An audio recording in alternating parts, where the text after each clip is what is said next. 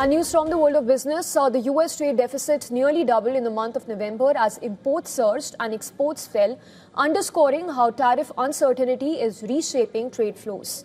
Well, new government data shows sharp month-to-month swings driven in part by pharmaceuticals and gold as economists assess what this means for fourth quarter growth.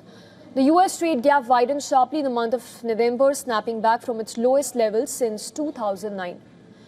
According to Commerce Department data that has surfaced, the US goods and services trade deficit jumped as high as 94.6% from October to $56.8 billion, which is also the biggest monthly widening since 1992 and well above economist forecasts. Also, imports climbed 5% in the month of November, which was led by a surge in pharmaceutical shipments and higher inflows of capital goods, which includes computers and semiconductors as well. At the same time, exports fell 3.6%, which added to the imbalance. With this, all figures are reported in nominal, not inflation-adjusted terms.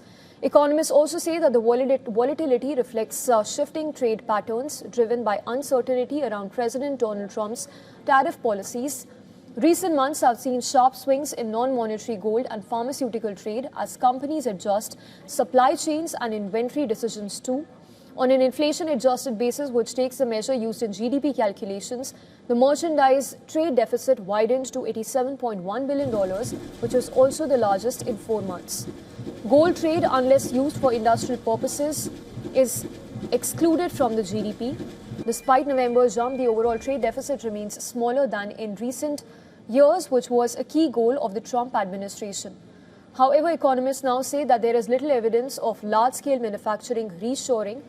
Wells Fargo economists noted that import growth could very much rebound further this year itself as businesses rebuild inventories to meet the growing demand.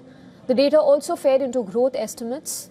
After the report, the Atlanta Fed's GDP Now model showed net exports adding 0.65 percentage point to fourth quarter growth, lifting the overall GDP estimate to 4.2%. By country, the US trade deficits with China and Canada widened while the gap with Mexico narrowed slightly.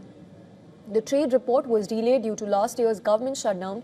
Separate data that was released on Thursday showed unemployment claims remained low, signaling continued resilience in the labor market. Economists also say that trade volatility is likely to continue as businesses and markets adjust to shifting US trade policy in the months ahead.